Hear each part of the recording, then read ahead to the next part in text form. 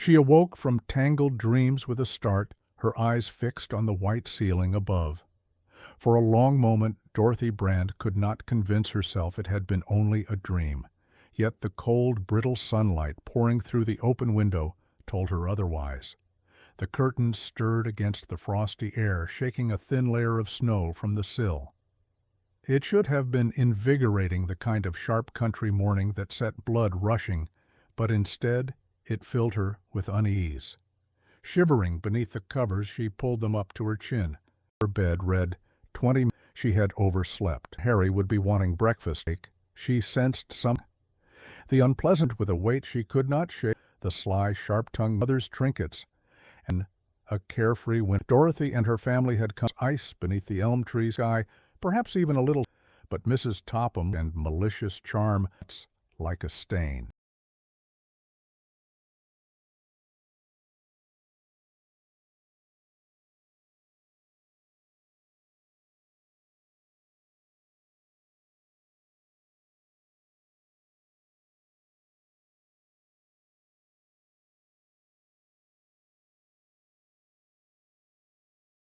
The small Dorothy threw back, reaching for her dressing gown, heavy fur coat, her slippers too were not in. Lay Harry's moccasins from America. The soles were with half-frozen moist, ripped her without warning. She padded to the bathroom, still that she could hear voices, her father's slower tone, heavier than both.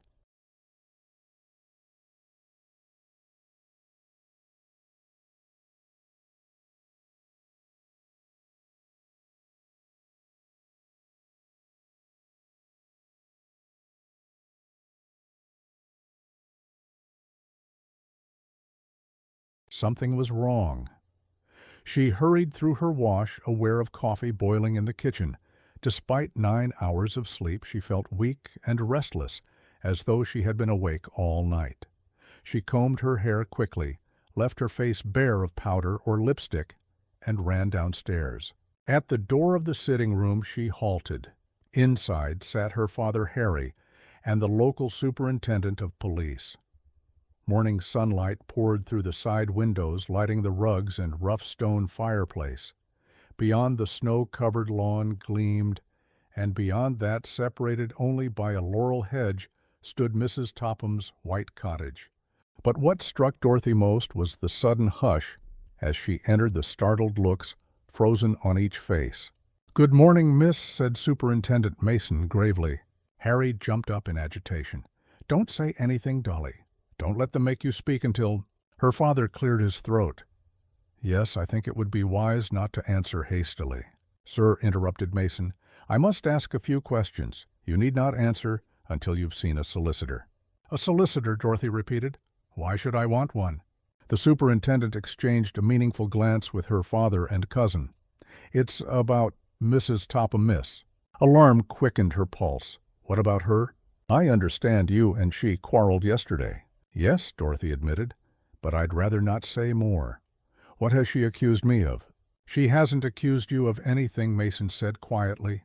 "She's in a nursing home at Guilford, badly injured. Between ourselves, it's touch and go whether she recovers." Dorothy's heart seemed to stop, then pounded with dreadful force. An accident? Not exactly. She was struck several times with a heavy glass paperweight, by all appearances deliberately. The words rang in Dorothy's ears. Her father stood stiffly, his crippled arm pressed against his side, his face pale with misery.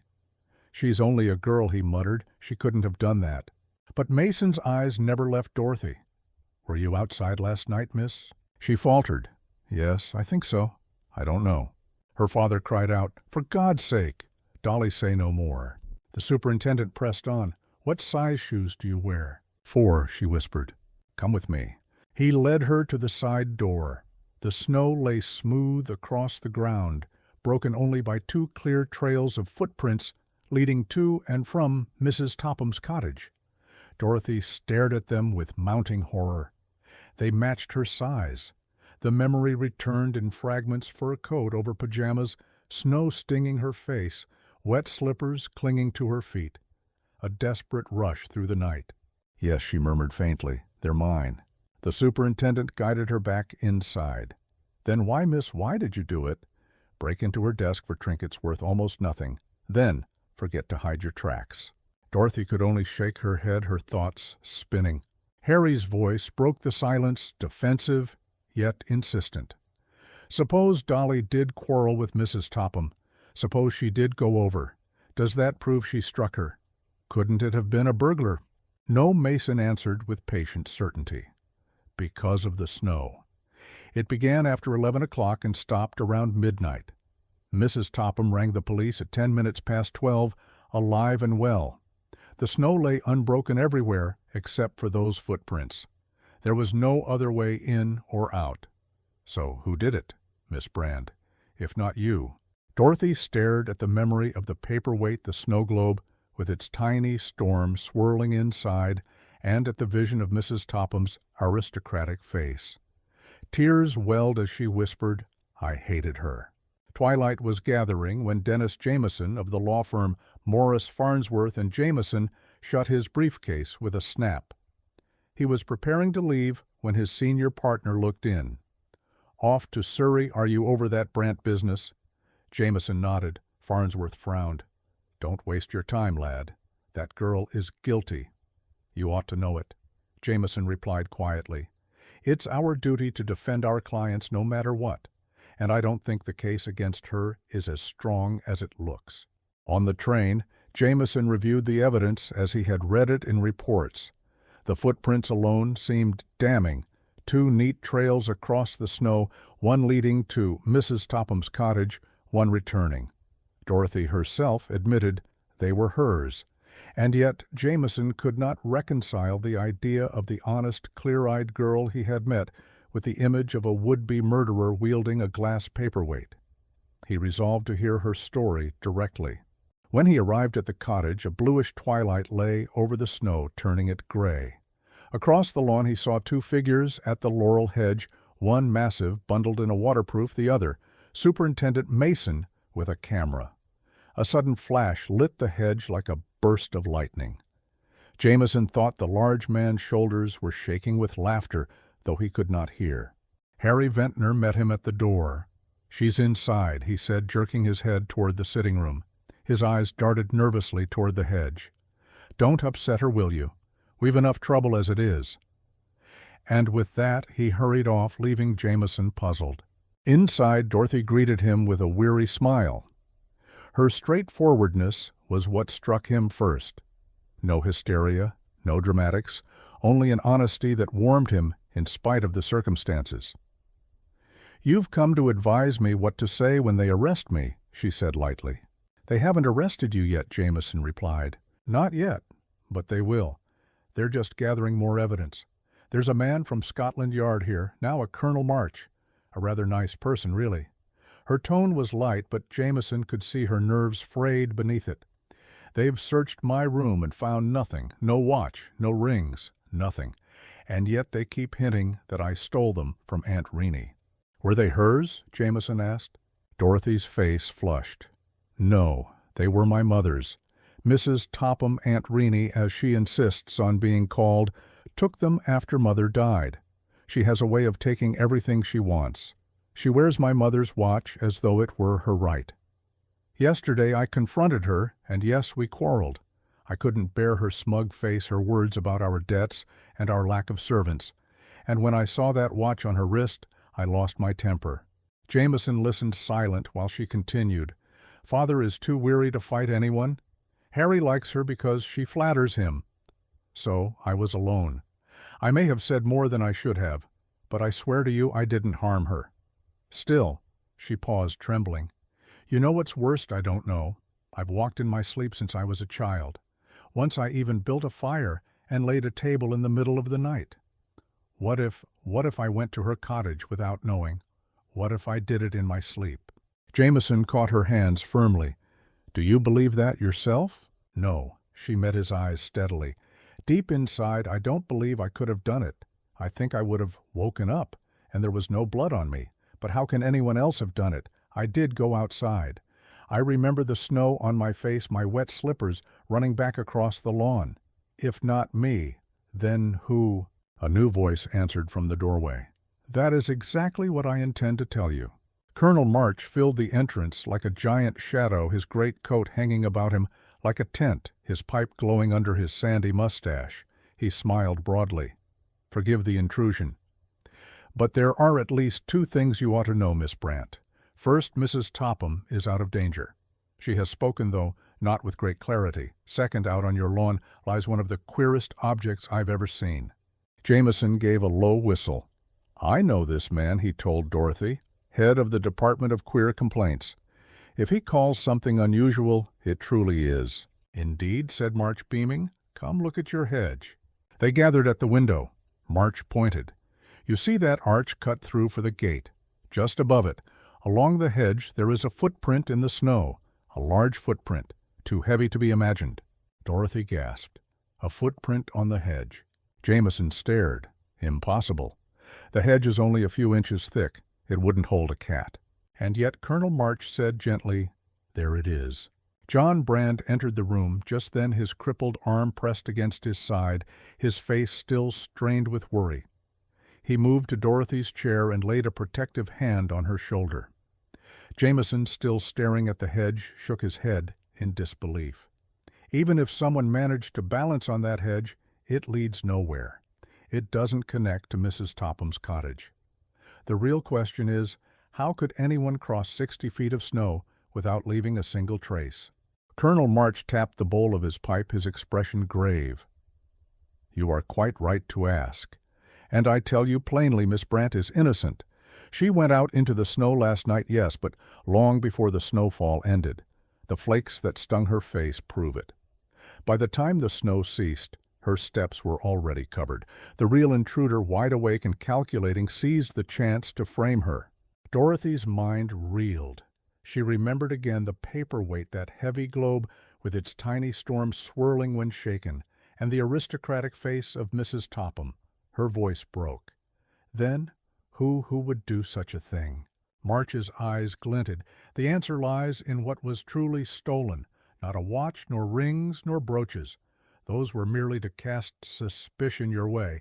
What the thief wanted was money. Nearly £1,500 in notes and gold sovereigns hidden in Mrs. Topham's shabby desk. She is, it seems, a miser of the most ordinary sort, and someone close by knew it." John Brand stiffened.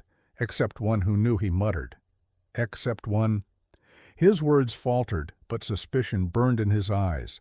Colonel March's voice darkened. "Yes, someone who had both the need and the skill. That person waited until the snow stopped, then took your slippers from your room. He had you see a way to leave footprints that would point straight to you and no one else." Dorothy's breath caught. Her voice rose, almost a cry. "Harry." The colonel inclined his head. "Harry Ventnor." He did not mean to strike Mrs. Topham, but she woke and surprised him. Desperate, he lashed out. "No, John Brand," burst out. "He's Emily's son, my sister's boy. A bad lot, perhaps, but not capable of witchcraft." "You're talking nonsense, Colonel. The footprints in the snow were made by a size 4 shoe. Harry wears a size 10. It's a physical impossibility." March's expression softened almost to amusement. A physical impossibility, unless Mr. Brand the shoes were not worn on his feet. A silence fell heavy and strange. "He wore them on his hands," March said. "Harry is a gymnast. Those trophies above your fireplace prove his skill. He simply crossed the snow on his hands wearing Dorothy's moccasins like gloves. The thin layer of snow betrayed only the shape of the soles, not the weight. The cleared steps at either end left no trace when he rose to his feet. But as he swung himself over the hedge arch, his balance slipped, and one hand left, that blurred impossible footprint, the footprint in the sky. Dorothy felt the blood drain from her face. Her father's mouth worked soundlessly. Jameson stared at March with dawning comprehension, then let out a low, incredulous laugh. "A crime upside down," he murmured, "leaving a footprint in the sky." The door opened suddenly. Superintendent Mason stepped in, his cheeks flushed from the cold. "It's finished, sir. We've got him just outside Guilford. He must have guessed something was wrong when he saw us taking photographs at the hedge. But he had the stolen money on him, every last note and coin. Dorothy sank back in her chair, relief washing over her in waves so fierce she almost wept. She looked up at Colonel March, who stood puffing contentedly on his pipe, his great frame filling the room. For the first time in days she felt she could breathe. Jameson broke the silence with a wry smile. "Well, at least the Department of Queer Complaints has lived up to its name." Dorothy reached for her father's hand and whispered, "I told you deep down I didn't believe I could have done it." Colonel March gave a satisfied nod, though his eyes twinkled with something like regret. "I am always relieved when innocence is proved, Miss Brant. But I confess even I take a certain grim pleasure in the neatness of a criminal trick. Your cousin was clever, too clever. His downfall lay in overconfidence. That blurred print on the hedge was his undoing. Without it, we might still be guessing." John Brand rubbed his forehead with his good hand, his voice weary. "Clever or not, he is my sister's son. I raised him like my own. To think of him creeping across the lawn like a circus performer on his hands using dolly slippers, God help us." His voice cracked, and Dorothy pressed his arm gently. Superintendent Mason, more practical than tender, closed his notebook with a snap. "He'll face trial, sir. That much is certain. With the stolen sovereigns found on him and Mrs. Topham's testimony, once she recovers her strength, there's no escape." At the mention of Mrs. Topham, Dorothy shivered. "She will recover then." "Yes, miss," said March. "Her wounds are grave, but not fatal, and I think in the end her pride will keep her alive. A miser clings to life as fiercely as to gold." Dorothy gave a faint smile, though her eyes glistened. "I suppose so.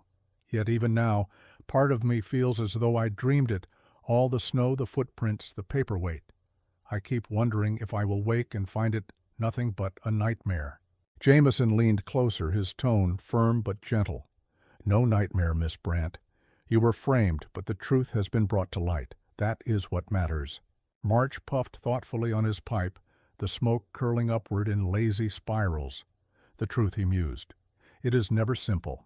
Here we had every appearance against Miss Brant Footprint's quarrel's motive. Yet appearances can lie. The obvious is sometimes the most deceptive. And sometimes what seems impossible is simply the trick no one dared to imagine." The fire crackled in the hearth, throwing glimmers across the trophies on the mantel's silent testimony to the very skills that had betrayed Harry Ventnor. Dorothy's gaze lingered on them with a strange mixture of pity and bitterness. "Those cups always made him proud. I suppose they will make him infamous now." Her father stirred. "Better infamous than believed guilty yourself, Dolly. I thank God you are cleared. I should never have doubted." Dorothy squeezed his hand, her voice breaking. "I doubted myself, Father. That was the worst of it. To think that my own weakness, my sleepwalking, might have turned me into a criminal without my knowing. I don't know if I can ever forget that fear." Colonel March's voice, deep and unexpectedly kind, filled the silence. "Do not blame yourself, Miss Brant. The guilty often rely on the scruples of the innocent. But conscience is not a weakness. It is a shield. It was your honesty that led us to the truth." For a moment none of them spoke.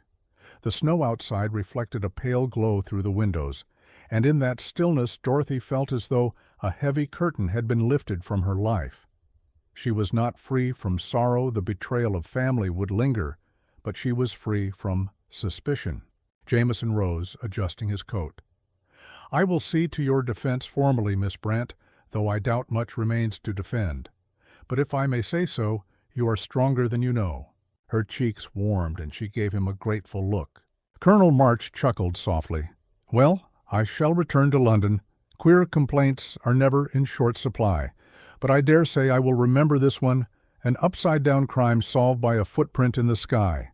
Dorothy watched him go, her heart steadier now, though a faint wonder remained. That her own slippers, her own night's wandering, had nearly cost her life's peace, seemed almost too strange to believe.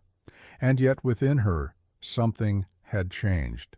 She would never again take her quiet strength for granted. The following morning dawned pale and cold, the snow lying unbroken, except for the strange scars left by the night's revelations. Dorothy awoke early long before her father stirred. She sat by the window in her fur coat, watching the frost glitter on the hedges. It seemed impossible that only yesterday she had feared herself guilty of a crime, her mind chasing shadows in the dark. Now the truth had been uncovered, but it did not leave her with triumph. It left her with a quiet ache. Harry had been family. He had been part of their lives with his quick smile, his athletic pride, his casual jokes. Yet beneath it all had been a selfishness, a hunger that none of them wanted to see. Dorothy remembered the way he had urged her not to speak when the superintendent questioned her, as though silence would save them all. In truth, it had only deepened her peril. Her father joined her later, looking years older. He carried his black glove on his crippled arm, his face lined with strain. "Dolly," he said softly, "I cannot forgive myself. I brought Harry here hoping the fresh air and family would steady him. Instead, I nearly delivered you into ruin." She took his hand. "Don't, Father. None of us could have guessed. He wore his charm like armor, but he chose his path. We must live with what remains." The door creaked open, and Dennis Jameson entered, stamping snow from his boots. He brought news Superintendent Mason had taken Harry to Guilford for questioning. The money had been counted, the story matched with Mrs. Topham's broken but coherent words. The case was closed. Dorothy looked at Jameson with something like relief. "Then I am no longer under suspicion." He smiled gently. "No court in England would convict you now. Colonel March's testimony, the superintendent's evidence, it all clears you beyond doubt." She breathed deeply, though the knot inside her chest did not ease as quickly as she hoped. "And yet I still feel the weight of it. To stand in that room, hearing them ask about my footprints, my quarrel, my slippers, it was as though the whole world wanted to believe the worst of me." Jameson studied her face, thoughtful. "Sometimes the world does, Miss Brant. But truth has a way of forcing itself into the light. You must not forget that."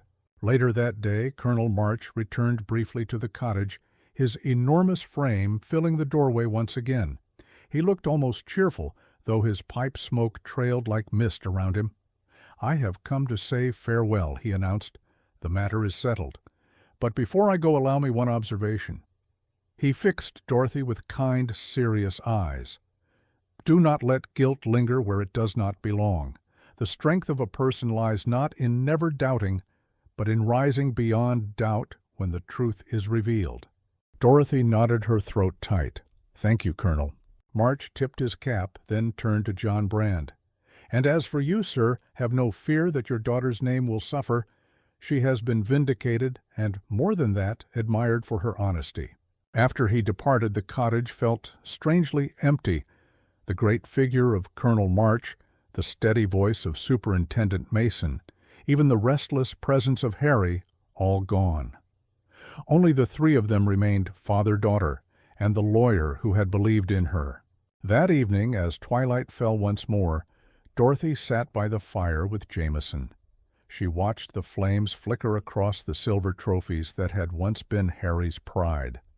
Their gleam was hollow now, their triumph soured.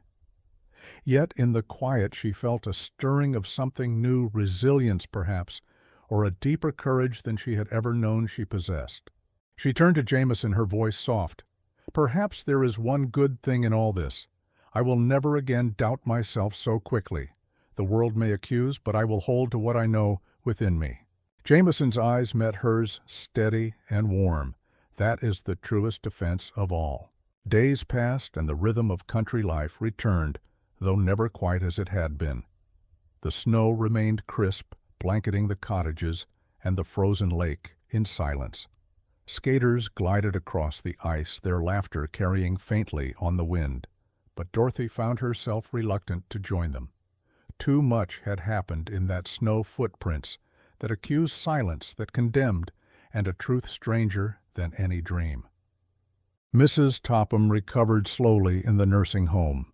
Though weak and bitter, She confirmed much of what Colonel March had surmised. She had indeed hoarded her wealth in that shabby desk, hiding sovereigns and notes from the eyes of the world. She admitted that Harry had called on her more than once, ingratiating himself with easy smiles and false concern. She had grown suspicious, but never enough to act until the night he attacked her. Her testimony sealed his fate. Dorothy listened as Jameson read the report aloud. She described him clearly, he said, his voice, his manner, even the moment she saw him lunge. The case will proceed quickly. He will be tried for assault and theft, perhaps even attempted murder. John Brand sat by the hearth, his crippled arm pressed to his side, staring into the flames. "He was my sister's boy," he murmured again. "I should have seen. I should have known." Dorothy laid a hand on his shoulder. "We cannot choose the hearts of others, Father. We can only answer with our own." Outside, the snow began to fall again, soft flakes drifting through the night air. Dorothy rose and stood at the window, watching the whiteness cover the lawn. The hedge stood dark and silent, its archway innocent once more. No trace remained of the blurred mark that had unmasked Harry's trick. It was as though the earth itself wished to forget. Jameson joined her at the window. "It feels different now, doesn't it?" he said quietly. "Yesterday the snow was an accusation. Tonight it looks like peace." She turned toward him, her eyes reflecting the firelight. "Peace, perhaps. But I don't think I will ever look at snow without remembering. It can hide truth as easily as it reveals it." He regarded her thoughtfully. "Perhaps that is why this story will stay with us, because in the end it was not the snow, nor the footprints, nor even Colonel March's deductions that saved you. It was your own honesty. You never tried to twist the truth. That is why it could be found." Dorothy smiled faintly. "Then I will try to remember that. When the world doubts me again, I will hold to what I know." Her father stirred from his chair. "And you will not face it alone," he said firmly, his voice regaining some of its old strength. "We are Brand's Dolly, and we endure." The clock struck 9, its chime echoing through the small cottage. Dorothy felt the tension in her chest loosen, as though each stroke carried away a fragment of fear. She was not free from sorrow, the betrayal of blood could not be undone, but she was free from suspicion, and that was enough for now. As the fire burned low, Jameson prepared to leave. He paused at the door, looking back at her with quiet resolve. "This case is closed, Miss Brant. But your life is not. Hold fast to what you have learned. It may serve you more than you know."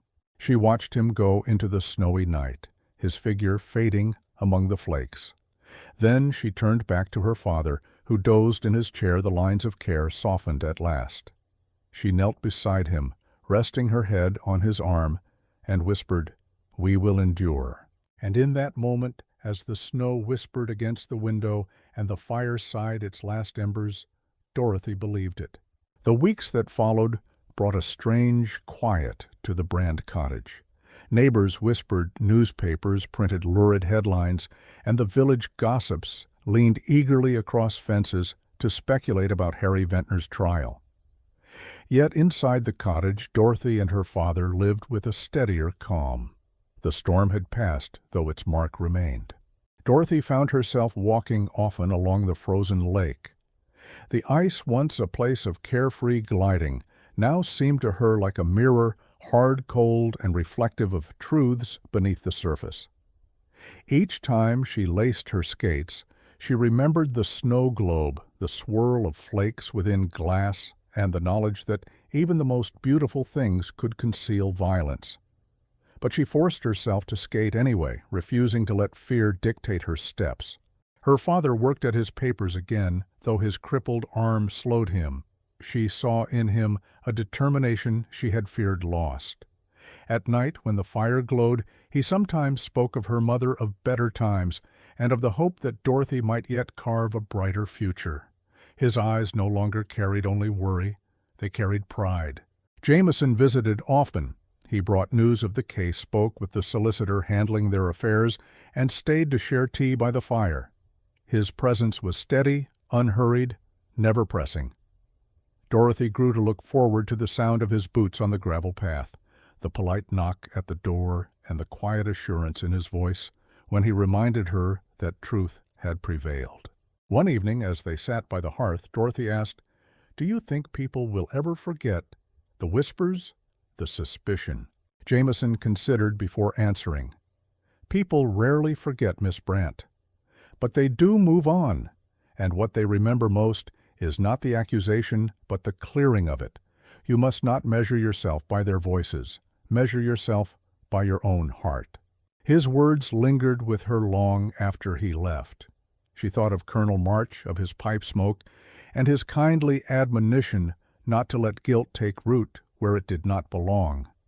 Slowly Dorothy realized that her true battle was not against Harry nor against the law, but against her own doubt. When the trial came, it was swift. The evidence was overwhelming: the stolen sovereigns, Mrs. Topham's testimony, the impossible footprint on the hedge, explained at last. Harry Ventnor, once the pride of athletic competitions, stood pale and defiant as the verdict was read. Dorothy did not attend, but she read the account in the papers with a strange detachment. It was over. That night she walked into the snowy garden alone. The air was crisp, the stars sharp in the sky. She stood by the laurel hedge, now heavy again with snow, and touched its branches. No blurred footprint remained, no false trail to condemn her, only silence and peace. Her father joined her, his breath clouding in the cold. "Dolly," he said quietly, "I know this has scarred you, but remember what March told us. The guilty prey on the doubts of the innocent. Do not let Harry's treachery steal more from you than it already has." She leaned against him, her voice soft. "I won't. I promise I won't." They returned to the firelit cottage together, and for the first time in many weeks, Dorothy felt the faint stirrings of hope.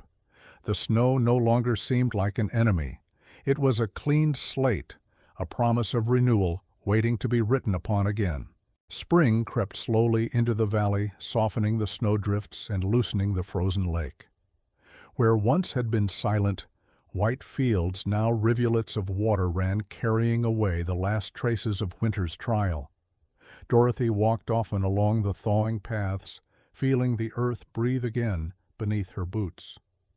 With each passing day the memories of accusation and fear seemed less sharp, though they remained, etched upon her heart like faint scars. The Brand cottage regained its rhythm. John Brand, though still burdened by his crippled arm, grew more cheerful as business matters steadied. His voice no longer carried only the tones of worry, but sometimes of laughter. He spoke often of Dorothy's mother, reminding his daughter that resilience ran deep in their blood. Dorothy listened, taking comfort in the warmth of his pride. Jameson, true to his word, returned frequently from London. Sometimes he came with legal documents or updates, sometimes with nothing more than an hour to spare and a willingness to sit by the hearth. Dorothy came to depend on those visits more than she admitted, for his presence had become a reminder that she was no longer alone in bearing the memory of those difficult weeks. One evening, as dusk settled and the first buds showed on the hedges, Jameson found Dorothy gazing out across the fields. The light caught her profile, calm, yet touched by sorrow. He said softly, "You've changed, Miss Brant. Not broken, only tempered like steel." She turned to him, surprised by the depth in his words. "Do you really think so? Sometimes I feel as though doubt still clings to me." "Doubt," he answered, "is no enemy if it teaches us strength. You faced the world's suspicion, and even your own, yet you held to the truth. That will serve you for the rest of your life." She smiled faintly, her eyes bright. "You always know what to say." "Not always," he admitted, "but when it comes to you, I try." The words hung between them, gentle and unspoken in their meaning. Dorothy felt warmth rise within her, not the fleeting warmth of relief, but something steadier, like a quiet flame kindled after storm. News of Harry's fate reached them soon after. He had been sentenced, the newspapers said, to a long term of imprisonment. The account was blunt, the details harsh. Dorothy read it once, then set it aside. She felt no triumph, no satisfaction, only a deep sorrow for what might have been, and a deeper gratitude that truth had spared her from sharing his ruin. As the weeks turned to months, Dorothy found herself walking again by the laurel hedge, now thick with green. She touched its branches and remembered the blurred print that had once condemned her. How strange that something so small, so improbable, had changed the course of her life. Yet it had also revealed the courage within her courage she might never have known otherwise. Her father joined her in the garden, his step slow but steady. "Dolly," he said with quiet conviction, "we have endured." She slipped her arm through his. "Yes, father, we have endured, and we will again." Together they turned back toward the cottage, its windows glowing in the evening light, and Dorothy felt a peace she had not known in many months. The snow had melted, the shadows had lifted, and life waited ahead uncertain, but hers to shape. Summer arrived with its long golden evenings, and the Brand cottage seemed almost transformed. The garden, once a field of white and silence, now blazed with color roses, climbing the trellis lavender, spilling over the path, bees humming lazily in the warm air. To anyone passing by, it was a picture of peace. Only Dorothy and her father knew how close that peace had come to being shattered forever. John Brand found solace in tending the garden despite his crippled arm. He moved slowly sometimes, needing Dorothy's help, but there was pride in the way he trimmed the roses or guided the new vines along their supports. She often joined him, her hands in the soil, and together they remade the place into something alive again. "It feels as though we're planting more than flowers," she said one day. "It feels like we're planting hope." Jameson continued to visit, though now with less urgency. The trial was over, the papers had moved on to fresher scandals, and Mrs. Topham, though still sharp-tongued, had retreated into her cottage, nursing her pride as fiercely as her recovered wealth. She rarely spoke of the Brand family now, though Dorothy knew she never forgave easily. Still, the silence was a mercy. One evening Jameson brought with him no papers, no news, only himself. He sat with Dorothy on the stone bench beneath the climbing roses, the air heavy with their fragrance. For a long while neither spoke. Finally he said, "You know Miss Brant? I think of that night, often the night I first came here, and found you facing everything alone. I have wondered ever since whether you know how remarkable you were." Dorothy lowered her gaze, her voice soft. "I did not feel remarkable. I felt helpless, afraid. I doubted myself more than anyone." "That is precisely what makes it remarkable," he replied. "Courage is not the absence of fear, but the strength to speak truth, even while trembling." She looked at him, then her eyes steady in the fading light.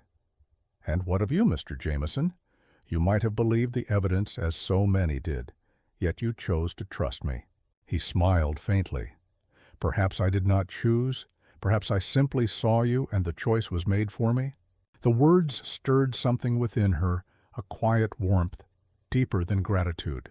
For the first time in months, Dorothy felt the shadow of suspicion fully lift. She was no longer merely cleared of guilt. She was seen, understood, and believed.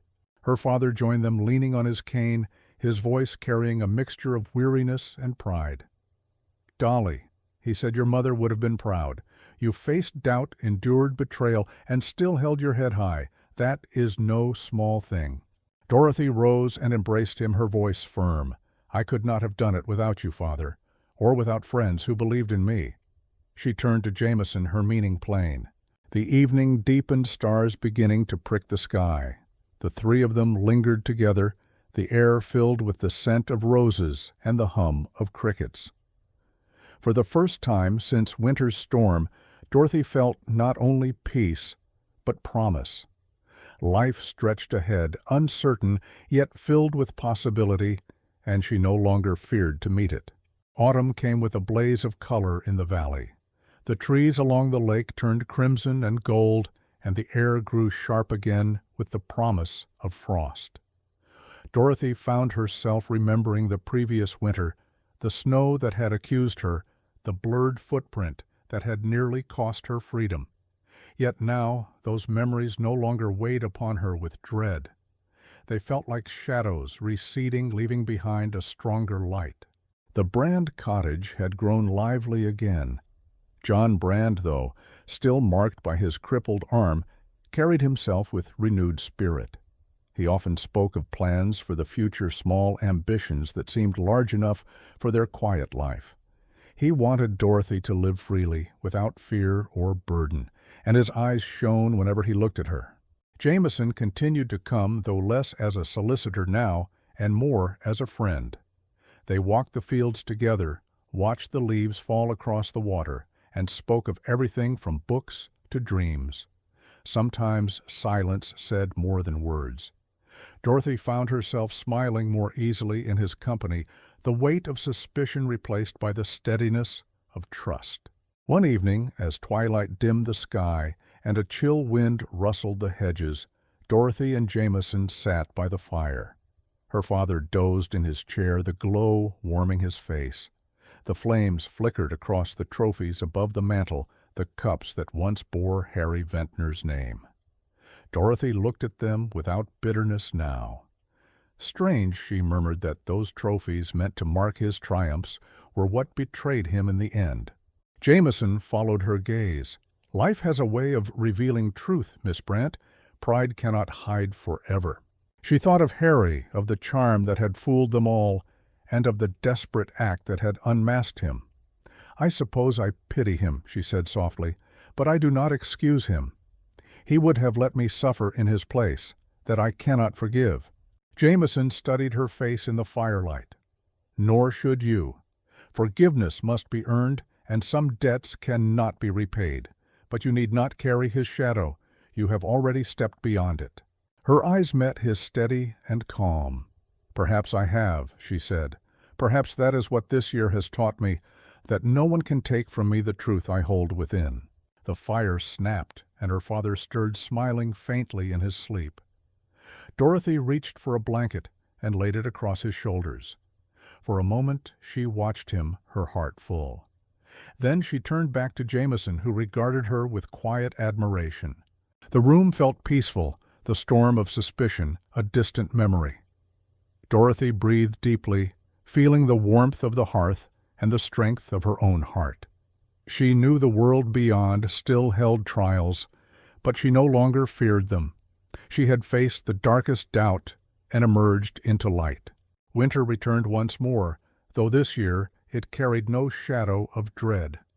The first snow fell quietly across the valley, softening the roofs of cottages and blanketing the frozen lake in silence.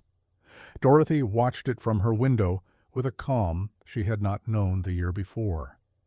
Where once she had feared the snow as an accuser, now she saw it as a clean slate, a reminder that even the coldest nights could give way to new beginnings. The Brand cottage glowed warmly against the frost. John Brand sat by the hearth, his crippled arm resting on the chair, his face lit with pride each time he looked at his daughter. He had endured much, yet he carried himself with quiet dignity, as though life had granted him not just survival, but strength. Dorothy saw in him a reflection of her own journey, scarred but unbroken. Jameson came again with the season, his visits now more frequent, less formal. The case was long behind them, Harry Ventnor's name forgotten by all but those who had known him. Dorothy rarely spoke of her cousin anymore. She had laid that chapter to rest. Instead, she and Jameson spoke of the future of work, of travel, of what might lie beyond the valley.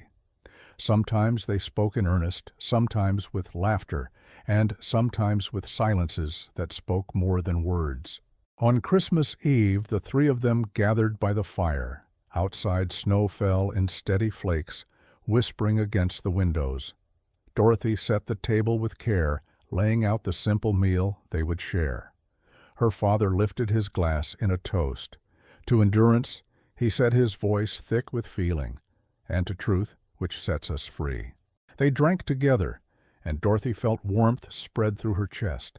She thought of the year that had passed, the terror of suspicion, the weight of doubt, the miracle of being believed. She thought of Colonel March with his broad frame and kindly eyes, who had seen what no one else dared to imagine. And she thought of Jameson, whose quiet faith had never wavered, even when evidence pressed against her. Later, when the fire burned low and her father had gone to rest, Dorothy stood with Jameson by the window. The snow lay smooth and untouched across the garden, no footprints to mar its surface. "Do you remember," she asked softly, "how it once betrayed me?" He nodded. "And how it cleared you, too. Snow hides and reveals, just as life does. But you remain the same, steady beneath it all." She looked at him, her heart full, not the same, stronger, and perhaps freer. He took her hand, then, not with haste, but with certainty, as though the gesture had been waiting for its time. She let her fingers rest in his, her doubts melting like frost before the sun. The clock chimed midnight, and Dorothy smiled. The year had turned, the shadows had lifted, and before her lay a path unmarked, waiting to be walked with courage. Like the snow outside her life was a blank page again, ready to be written with truth, with hope, and with love. If this story has touched, you don't forget to like, share, subscribe, and comment with your thoughts. Your support helps bring more stories to life, and I'd love to hear what part moved you most.